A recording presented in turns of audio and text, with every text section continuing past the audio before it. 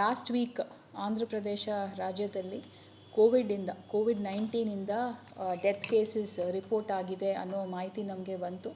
ತಕ್ಷಣ ನಮ್ಮ ಜಿಲ್ಲೆಯಲ್ಲಿ ಪಾವಗಡ ತಾಲೂಕು ಇಸ್ ಬಾರ್ಡ್ರಿಂಗ್ ಆಂಧ್ರ ಪ್ರದೇಶ್. ಸೊ ಹಾಗಾಗಿ ಇಮಿಡಿಯೇಟಾಗಿ ನಾವು ಎಲ್ಲ ಹೆಲ್ತ್ ಆಫೀಷಿಯಲ್ಸನ್ನು ಅಲರ್ಟ್ ಮಾಡಲಿಕ್ಕೆ ಡಿಸಾಸ್ಟರ್ ಮ್ಯಾನೇಜ್ಮೆಂಟ್ ಮೀಟಿಂಗನ್ನು ತಗೊಂಡಿದ್ದೀವಿ.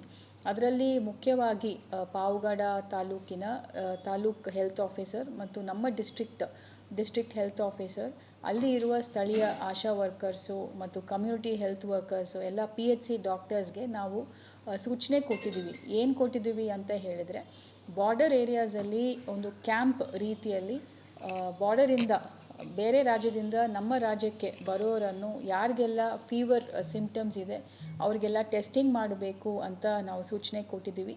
ಈಗಾಗಲೇ 5 ಕಡೆ ಚೆಕ್ ಪೋಸ್ಟ್ ಥರ ಅಲ್ಲಿ ಕಮ್ಯುನಿಟಿ ಹೆಲ್ತ್ ಆಫೀಸರ್ ಮತ್ತು ಆಶಾ ವರ್ಕರ್ ಅಲ್ಲಿ ಇದ್ದಾರೆ.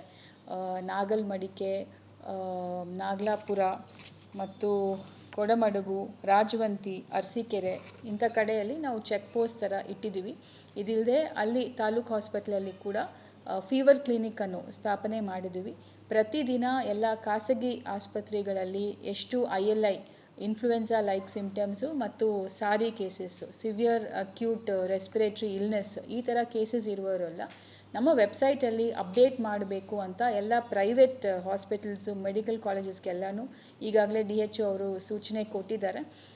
ವಿಶೇಷವಾಗಿ ಪಾವಗಡ ತಾಲೂಕಲ್ಲಿ ನಾವು ಕ್ಲೋಸ್ ವಾಚಲ್ಲಿ ಇಟ್ಟಿದ್ದೀವಿ. ಇವತ್ತಿಂದ ಎಷ್ಟು ಫೀವರ್ ಕೇಸಸ್ ರಿಪೋರ್ಟ್ ಆಗ್ತಾ ಇದೆ ಅಂತ ನಾವು ನೋಡ್ತಾ ಇದ್ದೀವಿ. ಅದರಲ್ಲಿ ಸ್ಪೆಸಿಫಿಕ್ ಆಗಿ ILI ಸಾರಿ ಕೇಸಸ್ಸು, ಅದರಲ್ಲಿ ಕೋಮಾರ್ಬಿಡ್ ಇರುವವರು, ಉದಾಹರಣೆಗೆ ಇವತ್ತು ಸುಮಾರು 119 ಫೀವರ್ ಕೇಸಸ್ ನಮ್ಮ ಪಾವಗಡ ತಾಲೂಕಲ್ಲಿ ರಿಪೋರ್ಟ್ ಆಗಿದೆ ಇವತ್ತು. ಸೊ ಇದರಲ್ಲಿ ಕೋಮಾರ್ಬಿಡ್ ಇರುವ ಕೇಸಸನ್ನು ನಾವು ಟೆಸ್ಟಿಂಗ್ ಮಾಡಲಿಕ್ಕೆ ಕೂಡ ನಾವು ಸೂಚನೆ ಕೊಟ್ಟಿದ್ದೀವಿ. ಸದ್ಯಕ್ಕೆ ಈಗ ನಮಗೆ ಗೌರ್ಮೆಂಟಿಂದ ಟೆಸ್ಟಿಂಗ್ ಮಾಡಬೇಕು ಅಂತ ಯಾವ ರೀತಿಯಲ್ಲಿ ಕೂಡ ಡೈರೆಕ್ಷನ್ಸ್ ಬಂದಿಲ್ಲ.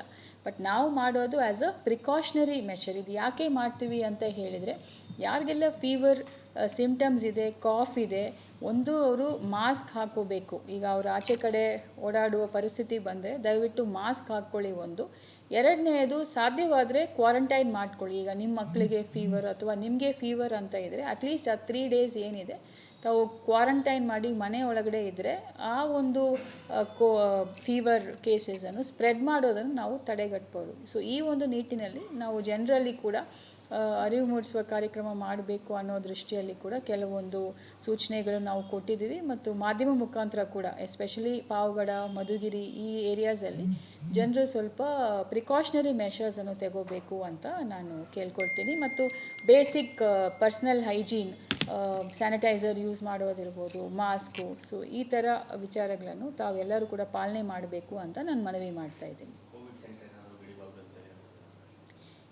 ಈಗ ಸದ್ಯಕ್ಕೆ ಕೋವಿಡ್ ಸೆಂಟರ್ ಅಂತ ಏನು ನಾವು ಇಟ್ಟಿಲ್ಲ, ಬಟ್ ಫೀವರ್ ಕ್ಲಿನಿಕ್ ಇದೆ.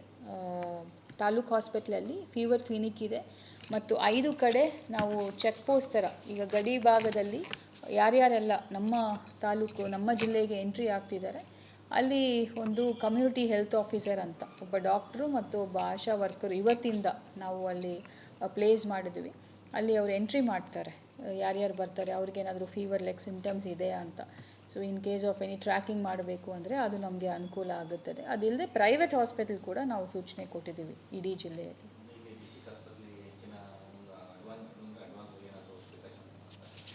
ಈಗ ಡಿಸ್ಟ್ರಿಕ್ಟ್ ಹಾಸ್ಪಿಟ್ಲಲ್ಲಿ ನಮಗೆ ಟೆಸ್ಟಿಂಗ್ ಮಾಡಲಿಕ್ಕೆಲ್ಲ ವ್ಯವಸ್ಥೆ ಇದೆ. ಬಟ್ ಅದನ್ನು ನಾವು ಕ್ಯಾಲಿಬ್ರೇಷನ್ ಮಾಡಿ ಟೆಸ್ಟಿಂಗ್ ಪ್ರಾರಂಭ ಮಾಡಲಿಕ್ಕೆ ಒಂದಷ್ಟು ಖರ್ಚಾಗುತ್ತೆ. ಸೊ ಈಗ ನಮಗೆ ಟ್ರೆಂಡ್ ಅಂತೂ ರೈಸಿಂಗಲ್ಲಿ ಇಲ್ಲ. Suppose fever cases trend rise ಆಗ್ತಾ ಇದೆ ಅಂತ ಹೇಳಿದ್ರೆ ನಮಗೆ ಸ್ಟೇಟಿಂದ ಡೈರೆಕ್ಷನ್ಸ್ ಬರುತ್ತೆ ಟೆಸ್ಟಿಂಗ್ ಮಾಡಬೇಕು ಅಂತ. ಈಗ ಅಟ್ಮೋಸ್ಟ್ ನಮಗೆ ನೆಸೆಸಿಟಿ ಇದ್ದರೆ ನಾವು ಬ್ಯಾಂಗ್ಳೂರಿಗೆ ನಾವು ವಯಲ್ಸನ್ನು ಕಳಿಸ್ಕೊಡ್ತೀವಿ, ಅವರು ಟೆಸ್ಟ್ ಮಾಡಿ ನಮಗೆ ರಿಸಲ್ಟನ್ನು ಕೊಡ್ತಾರೆ. ಸದ್ಯಕ್ಕೆ ಆ ಒಂದು ಪರಿಸ್ಥಿತಿಯಲ್ಲಿ ನಾವು ಇಲ್ಲ, ಬಿಕಾಸ್ ಫೀವರ್ ಕೇಸಸ್ ಏನು ರೈಸಲ್ಲಿ ಇಲ್ಲ.